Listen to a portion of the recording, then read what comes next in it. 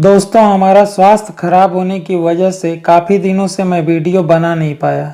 इसके लिए माफ़ी चाहूँगा, लेकिन फिर भी आप लोगों ने हमें अपना भरपूर प्यार दिया। आप लोगों के इस भरपूर प्यार के लिए आप लोगों को मेरे और मेरे टीम की तरफ से कोटि कोटि धन्यवाद। दोस्तों, आज का टॉपिक हमारे एक व्यूअर के इंटरव्यू में पूछे गए सवाल से है कि पाइपिंग फोरमैन पर वीडियो बनाइए। तो आज का हमारा पहला सवाल है कि पाइपिंग फोरमैन किसे कहते हैं, व्हाट इज पाइपिंग फोरमैन। हमारा दूसरा सवाल है कि पाइपिंग फोरमैन और पाइपिंग सुपरवाइजर से क्लाइंट इंटरव्यू में क्या क्या सवाल पूछा जाता है। अगर आप इसके बारे में डिटेल जानना चाहते हैं तो वीडियो के अंत तक बने रहिए। हेलो फ्रेंड्स, मैं हूं आपका दोस्त संजय कुमार और आप देख रहे हैं पाइपिंग ज्ञान। तो आइए शुरू करते हैं।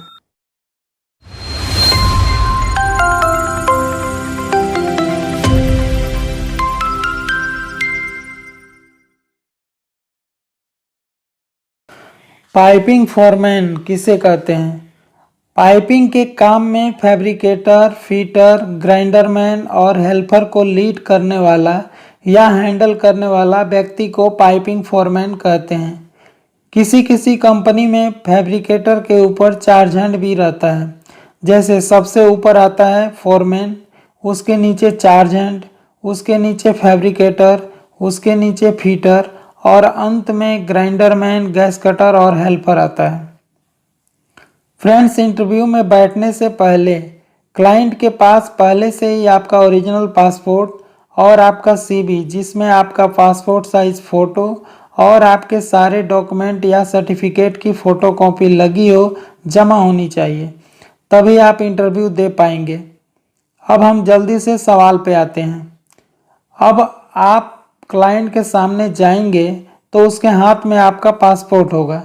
तो सबसे पहले क्लाइंट का पहला सवाल, क्लाइंट पासपोर्ट वेरिफिकेशन के लिए आपसे पासपोर्ट डिटेल्स के बारे में पूछ सकता है। जैसे आपका नाम क्या है, आपके पिता का नाम क्या है, आपका डेट ऑफ बर्थ क्या है, आपने पासपोर्ट कहाँ से बनवाया है, आपके पासपोर्ट का इशू और एक्सपायरी डेट क्या है और आपके पासपोर्ट में किस किस कंट्री का वीज़ा लगा है। आंसर, ऊपर पूछे गए सारे सवाल के जवाब आपके पासपोर्ट में दिए गए हैं, इसीलिए इंटरव्यू में जाने से पहले अपने पासपोर्ट डिटेल्स को याद रखें ताकि क्लाइंट के पूछने पर सावधानीपूर्वक उसका सही जवाब दे सकें, जिससे क्लाइंट आपके पासपोर्ट का वेरिफिकेशन कर संतुष्ट हो जाए कि पासपोर्ट ओरिजिनल है और आपका ही है। अगला सवाल, क्लाइंट आपसे पाइपिंग ड्राइंग के बारे में पूछ सकता है कि कौन कौन से ड्राइंग आपको देखने आता है। आंसर, सर मुझे 4-5 तरीके के ड्राइंग देखने के लिए आता है। पहला है आइसोमेट्रिक ड्राइंग, दूसरा PNID ड्राइंग जिसको हम पाइप एंड इंस्ट्रूमेंट ड्राइंग भी कहते हैं, तीसरा है प्लान ड्राइंग, चौथा है GAD जनरल अरेंजमेंट ड्राइंग, इसका अगला है SPD सपोर्ट ड्राइंग। आपको जो भी ड्राइंग देखने आता हो आप क्लाइंट को बता दीजिए। अगला सवाल है, क्लाइंट आपसे आपके एजुकेशन से रिलेटेड सवाल पूछ सकता है। जैसे आपने कितनी पढ़ाई की है, आपने कौन कौन से डिप्लोमा कोर्स किए हैं या आपके पास कौन कौन सा सर्टिफिकेट है। आंसर, आपने जो भी पढ़ाई की है उसका सर्टिफिकेट, डिप्लोमा का डिटेल्स अपने CV में पहले से ही दिए हैं, उसी को आपको बताना है ताकि क्लाइंट आपके CV को वेरीफाई कर सके कि आपने जो भी जानकारी अपने CV में दी है वो बिल्कुल सही है। अगला सवाल, क्लाइंट आपके वर्क एक्सपीरियंस के बारे में पूछ सकता है कि आपका वर्क एक्सपीरियंस कितने साल का है या आप इस फील्ड में कितने साल से काम कर रहे हैं। आंसर, फ्रेंड्स आपको यहाँ एक बात का ध्यान रखना है कि आपने जिस जिस कंपनी में काम किया है उस सभी कंपनी का अलग अलग सर्टिफिकेट आपने अपने CV के साथ में जमा किया होगा। अब आपको सभी कंपनी के सर्टिफिकेट से अपने एक्सपीरियंस को गिनती करके टोटल बताना होगा। जैसे आपके पास 4 कंपनी के 4 सर्टिफिकेट हैं और चारों कंपनी में आपने 2-2 साल काम किया है, तो आपने टोटल 4 गुने 2 बराबर 8 साल काम किया है। क्लाइंट को इस तरह काउंट करके बताना है ताकि क्लाइंट आपके जमा किए हुए सीवी से मिलाकर जान सके कि आपके द्वारा कही गई बात सत्य है। इसलिए इंटरव्यू में जाते समय अपने सीवी की डिटेल्स को हमेशा याद रखें ताकि पूछने पर आसानी से आप बता पाएं। अगर आपने कहीं और भी काम किया है जिसका सर्टिफिकेट आपके पास नहीं है तो उसे भी आप क्लाइंट को बता सकते हैं, जिससे क्लाइंट आपके एक्सपीरियंस के बारे में अच्छी तरह समझ पाए। अगला सवाल, उसके बाद आपसे पूछा जाएगा कि आपको कौन कौन से काम का एक्सपीरियंस है या आप कौन कौन से काम करा सकते हैं। आंसर, वैसे तो पाइपिंग में बहुत सारे काम होते हैं, जैसे पाइपिंग फैब्रिकेशन, स्मॉल बोर हो या बिग बोर। दूसरा है पाइपिंग एरेक्शन, तीसरा है हाइड्रो टेस्टिंग, चौथा है installation of different size of valve. जो भी काम में आपका एक्सपीरियंस है क्लाइंट को आप बताएंगे। अगला सवाल है, अगर वर्कशॉप में आपको पाइप फैब्रिकेशन कराना हो तो कैसे करवाएंगे। आंसर, क्लाइंट को कुछ इस तरीके से बता सकते हैं। वर्कशॉप में हमें आइसोमेट्रिक ड्राइंग के हिसाब से स्पूल का फैब्रिकेशन करना होता है। ध्यान देने वाली बात यह है कि फिटअप किए हुए पाइप को ही हम स्पूल कहते हैं। स्पूल फैब्रिकेशन के लिए फैब्रिकेटर को स्पूल ड्राइंग और फिटिंग्स मटेरियल देने के पहले एक बार फिटिंग्स मटेरियल की जांच कर लेंगे कि ड्राइंग के हिसाब से जो स्पूल फैब्रिकेट करना है उस स्पूल का फिटिंग्स मटेरियल सही है या नहीं। फिटिंग मटेरियल्स की जांच में हम ड्राइंग से मैच करके देखेंगे कि पाइप कौन से मेटल का है, CS है, SS है या LTCS है। फिर उसका ASTM कोड देखेंगे कि A106 है, A335 है या A333 है या A312 है। इसमें से पाइप कौन सा कोड है। फिर पाइप का शेड्यूल देखेंगे कि शेड्यूल 40 है या शेड्यूल 60 है या शेड्यूल 80 है या शेड्यूल 120 है। इसमें से कौन सा शेड्यूल है, किस शेड्यूल का है। बाकी फिटिंग्स का भी इसी तरह मेटल, मटेरियल कोड, क्लास और शेड्यूल चेक कर लेंगे कि ड्राइंग से मैच कर रहा है कि नहीं। सभी मटेरियल्स को जांच लेने के बाद हम फैब्रिकेटर को फिटअप के लिए फिटिंग मटेरियल्स दे देंगे।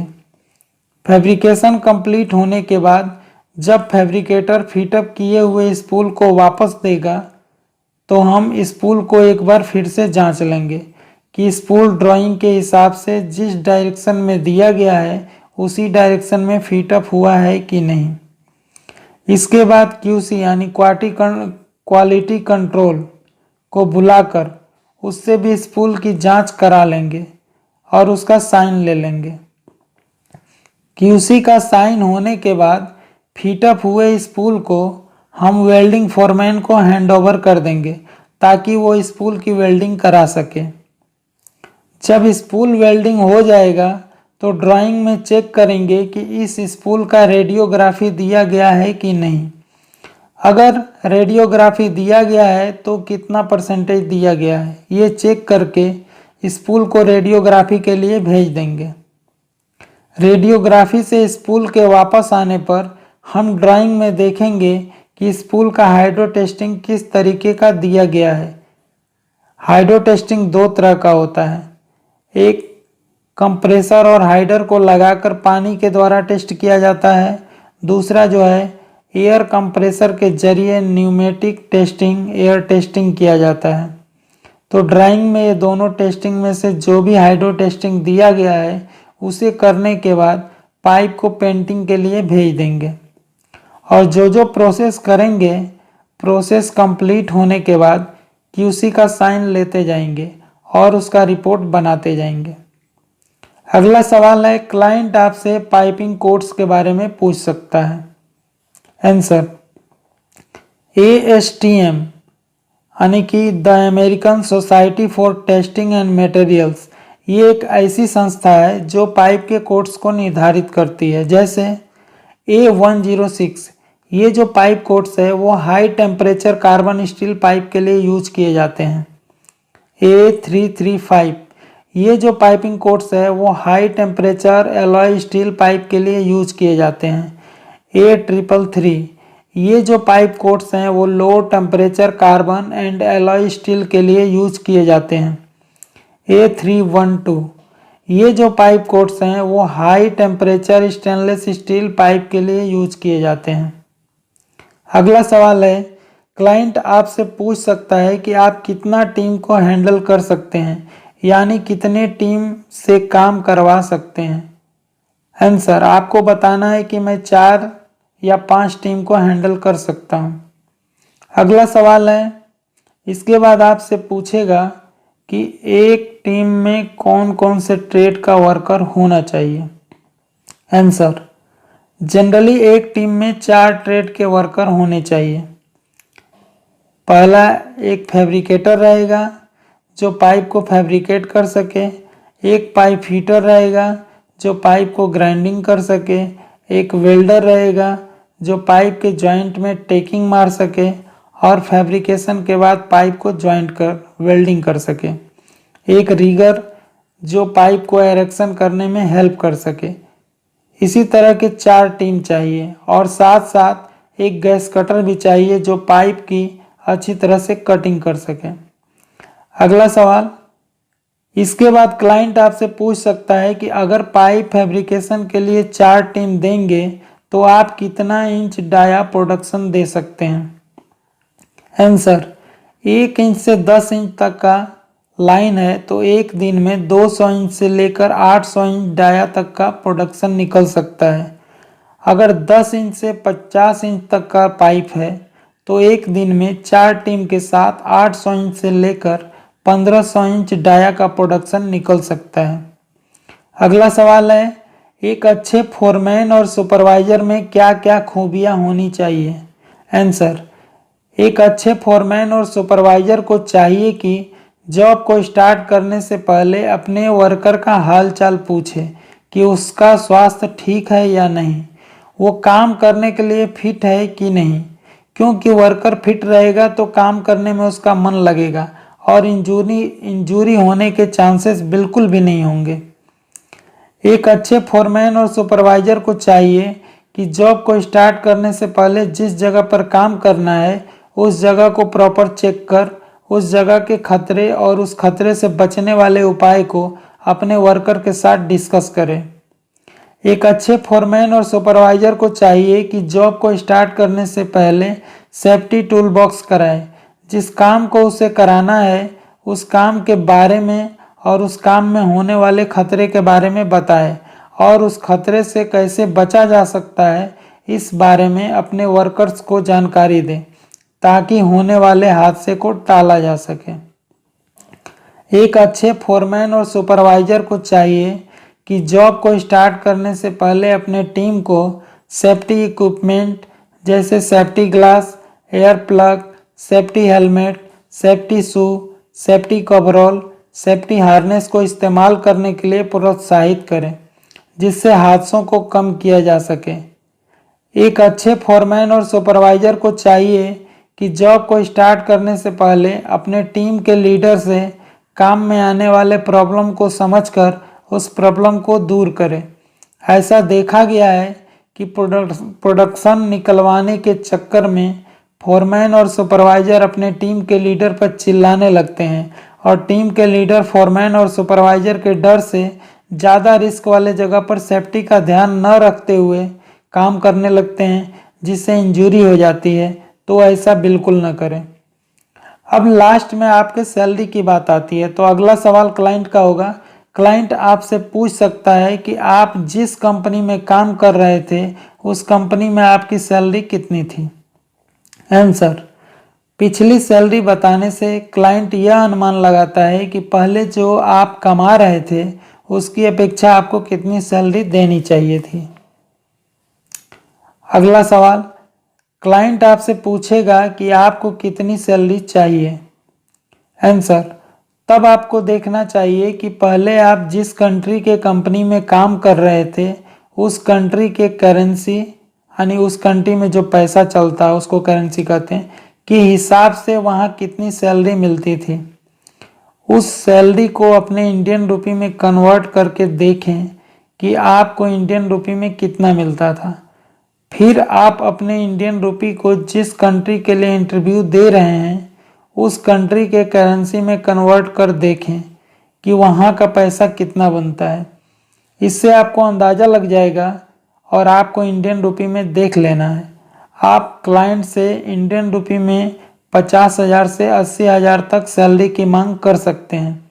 अगर आपको लग रहा है कि आपका इंटरव्यू अच्छा गया है तो आप अपने हिसाब से बढ़ाकर मांग सकते हैं। इसके बाद अब क्लाइंट पर डिपेंड करता है कि वो आपसे कितना प्रभावित हुआ है, उसके हिसाब से ही आपको सैलरी ऑफर करेगा। अगर आपको सैलरी अच्छा लगता है और आप सैलरी से संतुष्ट हो जाते हैं तो उसके बाद आपको क्लाइंट से हर एक बात क्लियर कर लेनी होगी कि रहने का, खाने का और मेडिकल का क्या फैसिलिटी है या रहेगा, कितने दिन पर छुट्टी मिलेगी, काम कितने घंटे का रहेगा, ओवर टाइम वगैरह है या नहीं। तो इस तरह के सवाल आपसे पूछे जाएंगे। तो दोस्तों आई होप कि ये वीडियो आपको काफ़ी पसंद आया होगा। अगर वीडियो पसंद आया है तो इसे लाइक कीजिए, अपने दोस्तों के साथ शेयर कीजिए और अगर आपके मन में कोई सवाल है तो कमेंट में लिखकर पूछ सकते हैं। अगर आप हमारे चैनल पर नए हैं और हमारे चैनल को सब्सक्राइब नहीं किया है तो हमारे चैनल को सब्सक्राइब कर बेल आइकॉन प्रेस कर लीजिए ताकि हमारी नई वीडियो की नोटिफिकेशन आपको मिलती रहे सबसे पहले। तो मिलते हैं अगले वीडियो में, तब तक के लिए खुश रहिए, मुस्कुराते रहिए।